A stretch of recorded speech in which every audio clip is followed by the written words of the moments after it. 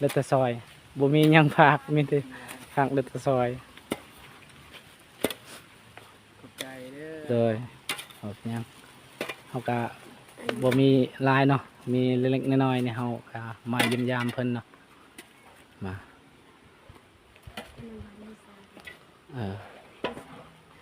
เอาแหละเอาให้เพิ่นกินมื้อนี้ก็บ่พบอนาของ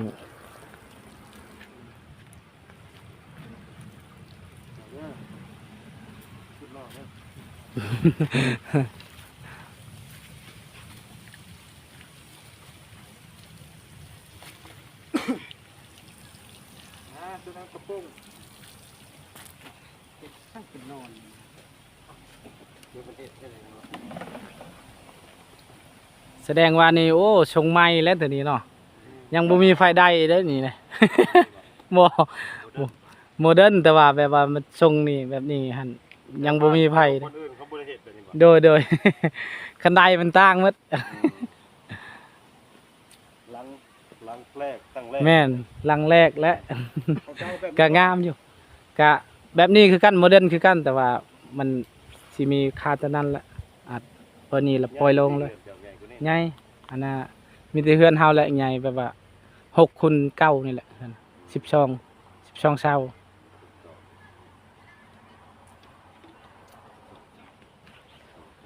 เห็นเฮือนเฮาอยู่แคมทางโลด เห็นแล้ว บางไหนบ้านเจ้า เด้บ้านอะไร บ้านล่างให้เด้โตเอิ้นบ้านอะไรนี่แหละจ้ะคุมล่างนี่เฮือนเฮาไกลเฮือนสีเขียวหั่นเด้เฮือนสีเขียวหั่นก็แม่นเฮือนอายเฮาแต่ว่าเราเสียแล้ว ยังแต่เอื้อยไผกับล้านอยู่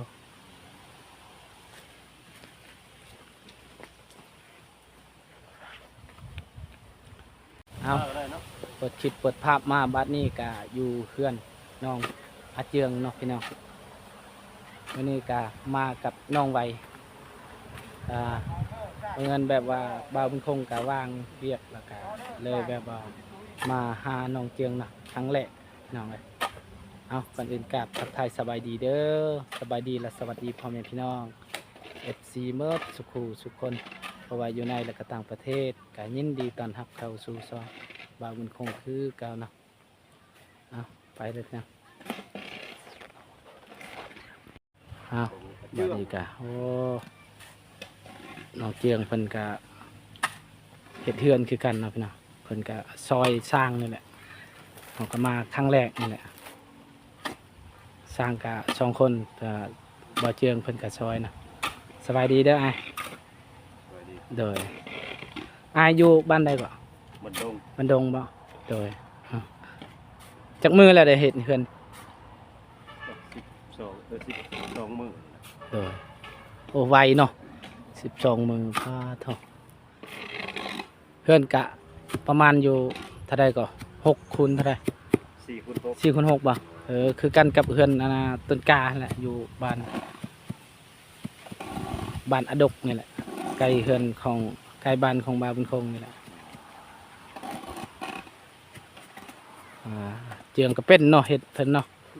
สบายดีเด้อเจียง สบายดีเด้อ เด้อ ก็มากับน้องไว้สบายดีป่ะลุงลูกว่า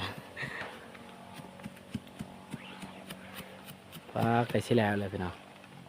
กันของบ่าวเจียงนะ แล้วเลย ใส่ลูกสาวไปใส่ลูกสาวหรือลูกชายลูกกับเมีย นอนเรือน เด้อ เมียไป เห็นอยู่แต่อยู่ในอนาอยู่อนาเฟซเขามันยัง YouTube เขาเบาอันนั้นแหละเบาเพิ่งเพลามันยังนี่แหละกับเบาจันแต่ว่าเฮาก็บ่เคยมาจักเทื่อเนาะ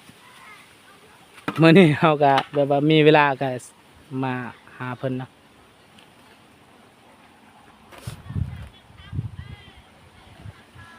โอ้ก็ใกล้สำเร็จแล้วเนาะนี่เนาะแบบนั้นเลยว่าตัวน่ะได้โอ้งามเรือนของ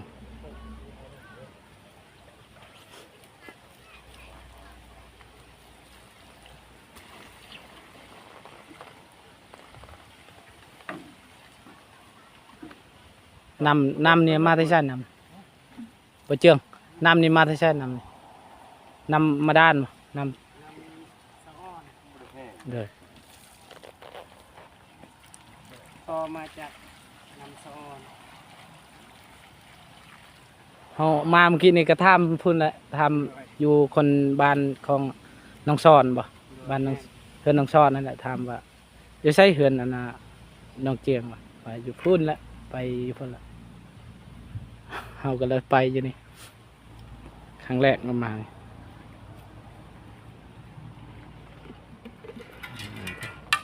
ยังอีกบ่ดนเนาะประมาณ2 มื้อก็แล้วได้นี่มื้ออื่นนี่ก็ใส่ประตูเนาะ ยังค่ะโอเชียงมา บ่เสียงบ่เสียงเรายังบ่ได้ลงมาบ่ แล้วเมื่อ โดยบ่เพิ่งเพิ่นก็เมื่อแล้วเด้เมื่อมื้อเช้านี่มื้อเช้านี่เรามาเราอันน่ะพ่อของบ่จันนี่แหละเสียเพิ่นเสียชีวิตเนาะ ผู้บริโภคเตะฮันเวีย มื้อนี้ไผเข้ามามื้อนี้ มีบ่เพิ่งกับบ่ล่า ก็ลาว ใส่บ่เปิด เอาบ่เพิ่ง บ่เพิ่งแต่เช้านี่แล้วมาเนาะแม่นแหละ เช้า เขาถามว่า บ่เพิ่งแม่นนะ แม่นแหละบ่เพิ่งแหละขี่รถจักรนั่นเด้ เห็นว่านั่นนะบ่มิมบ่แม่นบ่เพิ่งกับบ่ล่า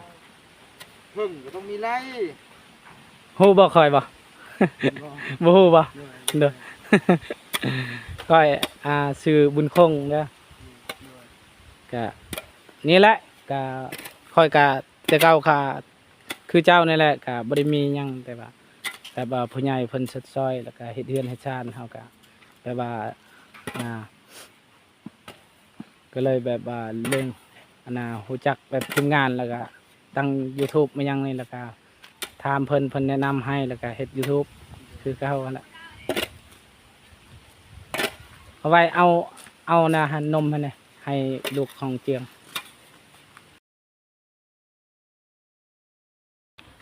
สิเฮ็ดหยังนี่โบกตัวนี้บ่ พวกคนใด โดย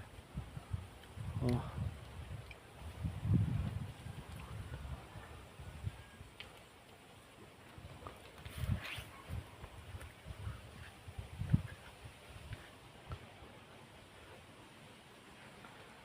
ง่ายเลยลูกเจ้าเจียง ด้วยไงแล้ว จักปีเอาจักฮอดเลยปี ประมาณ9 เดือน หรอก็สิซ้ำลูกค่อยแหละเพอลูกค่อยก็ ยังบ่ยาก ปีหนึ่ง มีบ่ยัง ปีเก้าเดือนบ่ บ่9 เดือนเอาละ 9 เดือน เก้าเดือนซ้ำอันนั้นแล้วเนาะ ครับกันก็บ่ ลูกแซ่บ แน่ ซ้ำกันนะครับ เนาะ ลูกปีปลายตัว ใส่ว่าปีปลายลูกอ้ายคนนั้นปีปลาย ค่อยเห็นแบบว่าค่อยเบิ่งในคลิปเห็นบ่ชอนมาพี่ตลอดอ๋อก็คือสิแม่นอยู่บ้านบ่ชอนติเจ้า ค่อยก็กะเอาแล้วค่อยเข้าลงถามมึงว่าถามเบิ่งคนอยู่บ้านบ่ชอนนี่แหละแล้วก็เพิ่นบอกว่าพุ่นเจ้าเข้าในพุ่นแล้วเอาจังใดก็ดีใจนำเด้อได้เฮือนได้ซานก็เอาขอบคุญขอบคุณผู้ใหญ่ใจดีเพิ่นเนาะที่สดซอยน้องเจียงเนาะ เรียนสารด้าน โอ้โดย เพิ่นก็โอ้ ปลาลุงกับเมเจดี วันนี้ก็บาวบุญคงมาหาน้องเจียงเลยเด้อเพราะว่า FC เพิ่นก็เพิ่นแม่นว่ามาหาน้องเจียงแน่เนาะบาวบุญคงว่าคันวางมื้อนี้ก็บาวบุญคงก็มาหาน้องเจียงเพิ่นก็โอ้ดุมัน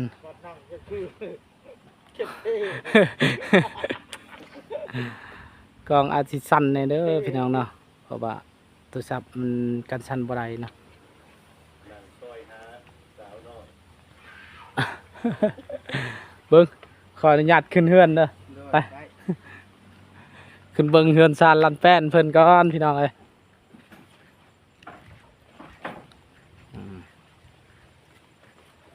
เหยียบได้แล้วติเนี่ยเนาะ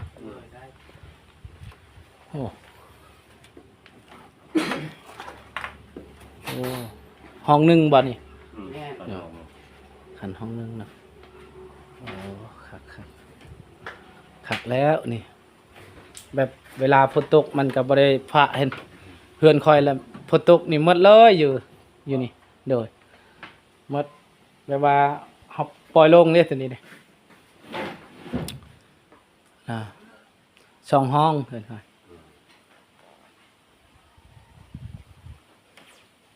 ใหญ่กว่าหน่อยนึงเพราะว่าคอยกะ เก่าแล้ว เก่า บ้านเราบ่เฮ็ด สร้างพูดแล้วแต่บ้านมันยังเขา บ้านใหม่ มันจี้นี่แหละ เกิดปี แม่นทางพุ่นละช้าง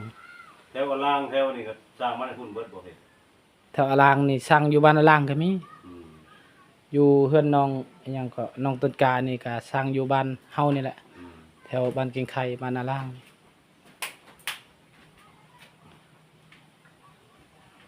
เพิ่นมื้อนี้ก็สิเฮ็ดอยู่เทิงนี่แหละเพิ่น คือมือแล้วก็เฮ็ดเงิน อยู่เพิ่นบ่เขาเฮ็ดก็ใช่3มื้อนี่แหละ4มื้อนี่แหละเพิ่นเฮ็ดก็ไวเถิบ เฮ็ดสร้าง สองสร้างคือสิเจ้านี่แหละ อันนี้ก็บ่เจืองเพิ่นซอยเนาะโอ้กว้างเนาะขออนุญาตเบิ่งหน่อยเด้อโอ้คัก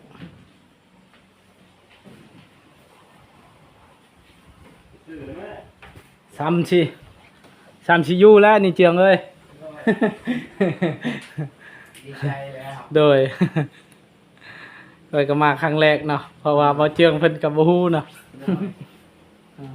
เฮาก็ยังบ่ฮู้อันน่ะเฮือนชานเพิ่นแต่ว่าอยู่บ้านก็บ่ไกลบ่ได้ประมาณอยู่8 9ลักนี่แหละแต่บ้านเฮาหาบ้านเพิ่นแต่แบบว่าเฮาก็บ่มีเวลาไปแน่คือว่าแล้วก็เฮ็ดเวียกเฮือนชานแน่แล้วก็คนมันคนแล้วบ่มันจ้ะ ยังบ่ลายบ่มันปีนี้ คือบ่งามนะมันปีนี้เนาะมันค่อยก็บ่ได้ลายนะรถนั้นก็ได้ประมาณ3ล้านนี่แหละ4ล้านรถมันค่อยได้อยู่ประมาณมันค่อยได้อยู่ประมาณ6ล้านแต่ว่าสิเปลืองเฮาซื้ออยู่ซื้อกินอีกเด้เฮาจ้างรถมายังเฮาก็ว่าอยู่ในเฮาก็ประมาณอยู่ตกอยู่ในเฮาประมาณอยู่4ล้าน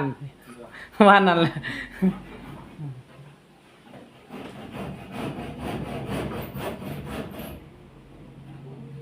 เมียเจ้าไปใช่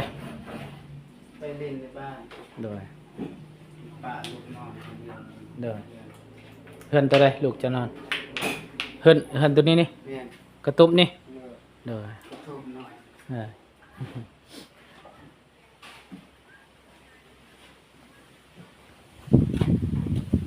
เออคักวิวบ่นี่มีหยังก็เฮ็ดหยังนี่ดงบ่ แม่น โดย ดงปลาสงวนปลาดง โดยอ๋อครับอยู่ใช้ชวนมันเจ้า ส่วนมันปีกายพอเฮ็ดแล้วก็แต่งเมีย โดย ปีนี้ก็เฮ็ดคืนให้แล้ว เอาเมียอยู่เท่าไรเมีย บ้า จ้ะ นบ้านปลาไหล มันปลาไหลโอ้อยู่ภูพุ่นแล้วโดยบางบุญคงก็เคยไปอยู่โอ้ทางยากอะไรเอ้าเมียคอยกะแต่เก่าก็อยู่พุ่นอยู่บ้านอรวยแห่งไกลกว่าอีก เนาะ แต่ว่าไปทางนั้นล่ะ เนาะรู้ เด้อันน่ะแบบว่าแม่ของอันน่ะลูกชายคอยครับแต่ว่าแม่เราเสียแล้ว เนาะ เดี๋ยวนี้ก็เอาเมียใหม่ เนาะ เมียเดี๋ยวนี้ก็โอ้แห่งไกลฝุ่นหลวงพระบางพุ่น เนาะ อ่า เราเป็นยัง โดยก็คือว่าแล้วเนาะแบบว่าสายแนนเฮาเลือกบ่ได้อยู่ใส่ก็ย่าหักแพง มีแต่หักแพงแล้วก็ โดยนั่นน่ะ คือเจ้าก็คือเดียว เนาะ ถึงเอาอยู่ใส่ก็โอ้หักแพงอยู่ใส่ก็คือเก่า เนาะ เห็นอยู่ในคลิปโอ้ว่าคัดเตียง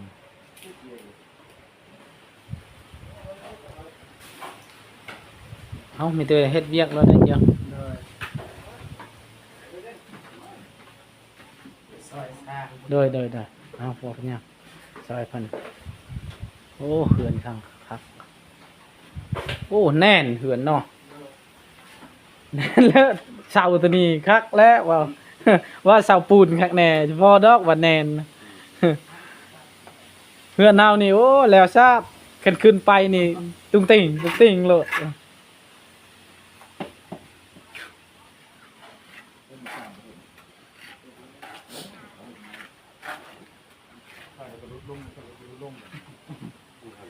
ขึ้นน้องซอนกับที่เจ้าบ่เฮ็ดบ่ แม่น โดย น้องไม้น้องพาย โดย ละนุ่งละน้อยอยู่นั่นแม่นเบิด โดย น้องละน้อยละน้อยส อ๋อ ดๆได้ บ่มันเฮ็ดปูนเอาเดิน เพื่อนปูนเด้อ น้องน้อยนะน้องน้อยที่ว่ายายกับ โดยแม่นแหละเห็นอยู่เพิ่นอืม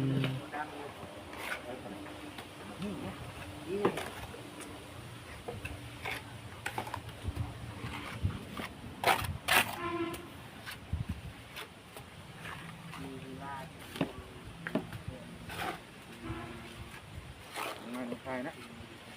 รู้จักก็พอ บ่ฮู้แต่ว่าเป็นเล่นบ่ฮู้จัก บอกงูตัวจิบลินจิบลินเที่ยว นี่จังว่าคักสร้างเคลื่อนปูนก็ได้เคลื่อนแป้นก็ได้คักแล้วบัดนี้ ก็ได้ปูน โด ก็ ย ได้ไม้ก็ได้เล็กก็ โอ้คักเนาะเหล็กแบบว่าจอดมาอย่างนี้เนาะ ได้เบิด โดย เพื่อนดินเพื่อน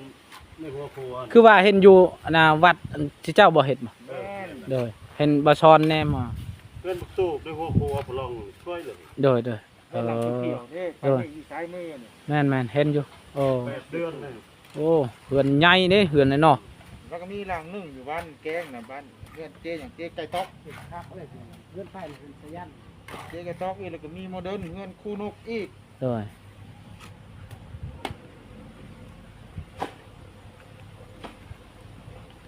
โอ้ปวดหลังแห้ง เดียวแล้ว แล้วมึงหิวมั้งมีคนมั้งคนบอกเขา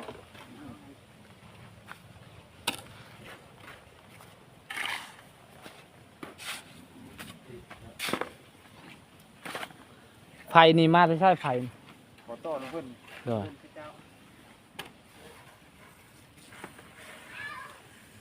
เจ้าอยู่น้ำไผ่จึงโดย มีแต่เมียแล้วก็ลูก โดยพ่อแม่ดิจ้ะ พ่อแม่เรื่องนั้น โดย อยู่ต่าง อยู่ต่างแหละแต่ดนแหละโดย แล้วก็ หอมอะไรนี่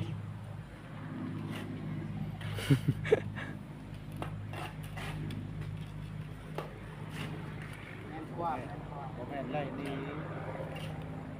อันอันเจะว่าอันมันนี่บอกเป็นข้าวตอนนั้นนะดังนะ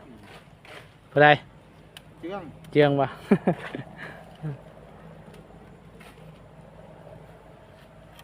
ตอนหน้าเฮ็ดเฮือนน้องไม้อยู่เนาะแม่นหลังไม่ละเชื่องกำลังเป็นข้าวอยู่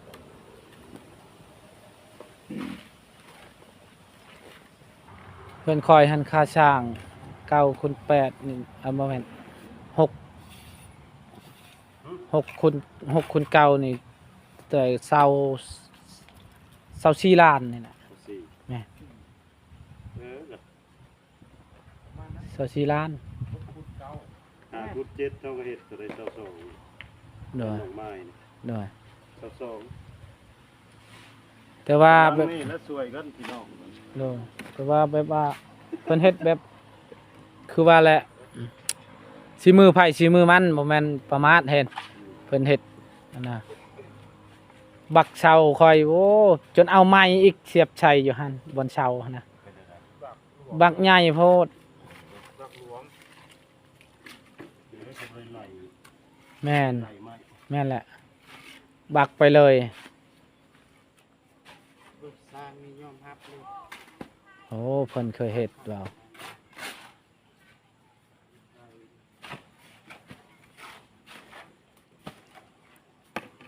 ฉะนั้นไอ้เจืองก็สบายแล้วเฮียนเป็นช่างฉะนั้นก็สบายเฮ็ดเองเฮ็ดหยัง เปิดทุกอย่างได้ถึงนะ แม่นโดยคือเฮานี่แหละเฮาเติมชีวิตกับซอยหมู่นี่แหละเฮ็ดวันนี้คอยเฮ็ดเองห่านคอยตัวนั้น งามบ่งามยามันแหละ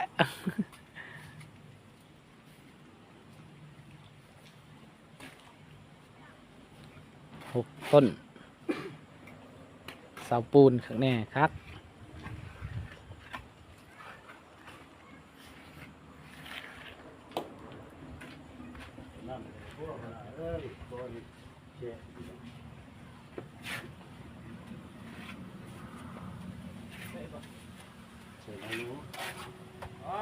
ดีคักและนี่ใหญ่ก็บ่ใหญ่น้อยก็บ่น้อยพอดีแล้วซำนี้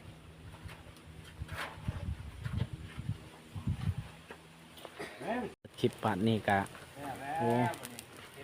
ทางอาจารย์เพิ่นมาแล้วพี่น้องเอ้ยอาจารย์ลาวเพิ่นเพราะว่าบ่เป็นโครงการแบกหมดแล้วเนาะกะสากนำเพิ่นสากนำเพิ่นละทำมาเบ่งเพิ่นก็เลยแบบว่าบ่เป็นโครงการได้ถ่ายคลิปอีกเนาะพี่น้องเมื่อกี้นี่กะแบกหมดแล้วบ่ได้ถ่ายเลยพี่น้องเอ้าตอนนี้กะพูนคนน้อยแล้วมาคนน้อยสบายดีเด้อ สบายดี โดยสบายดีสบายดีเลยโอ้ย เบิ่งแขวออกเลยเปล่ายังเนาะโอ้ลูกบ่าวเป็นโครงกะโอ้เป็นหมดแล้วนี่อ๋อตะแพงแท้ผู้ชายบ่ ผู้ชาย โดยชื่อยังก็ ชื่อพลักษณ์ ชื่อพลักษณ์ โดย โดย เห็นอยู่ในคลิปขออนุญาตทำเจ้าอันน่ะฮู้แล้วตัวชื่อยังก็ชื่อหั่งบ่ โดย โดยอยู่บ้านใดก็เจ้า บ้านปลาย โดยเพิ่นก็อยู่บ้านปลายโอ้อยู่ปลายก็อยู่ผู้เพิ่นแหล้วเนาะโดยจ๊ะเอคนน้อยจ๊ะเอจ๊ะเอโว้ตุมุอยู่พี่น้องเอ้ยเป็นตะแพงแท้คนน้อยนี่กะบ่ได้คือวะ โอ้ลูกค่อยกะง่ายทำง่ายกว่าเพราะว่าปีป้ายนิดนึงนี่แหละปีประมาณปี1 เดือน ยังมอด เลยอันนี้ยังบ่ฮอดประมาณอยู่9 เดือนบ่ประมาณนั้นแหละสบายดีนะเอ้านางอีกเด้เท้า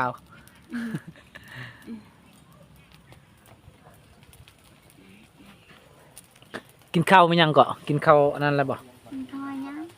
กินข้าวยำเลยเด้อเพิ่นจะกินอยู่บ่เล็ดตะซอยมั้ยยัง สบายดีเด้อ เด้อ ที่นั่งอยู่ที่น้อยเนาะ ได้เฮาชื่อเมื่อกี้นี่ให้เพิ่นเนาะ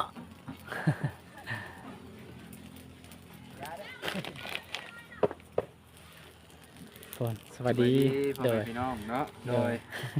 ทาง แต่ การ ก็มา โดย พี่น้องเอาคงมาครั้งแรกเลยเนาะ โดยแม่นแหละมาครั้งแรก มาครั้งแรกพี่น้องเลย พอดีกลับแล้วได้เมื่อกี้นี่อาจารย์ โดย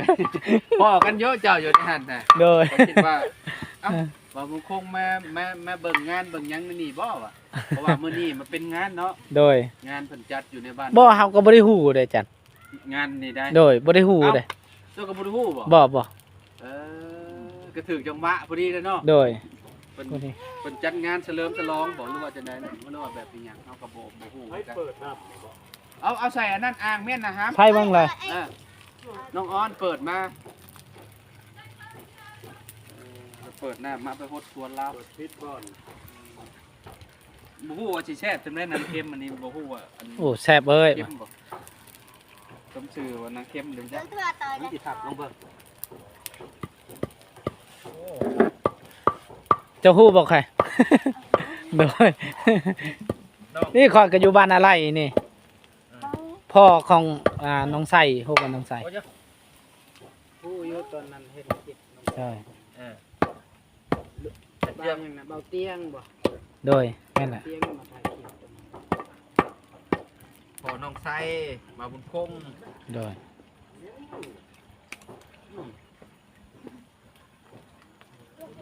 ต้องถอนไปใช่ล่ะฮะไปตลาดตลาดใช่ไหม เอาสำหรับคลิปนี้ก็สิขอจบไปเพียงสำนี้ก่อนเด้อพ่อแม่พี่น้องเนาะสีเมื่อทุกท่านที่ติดตามและรับชมเนาะขอบคุณ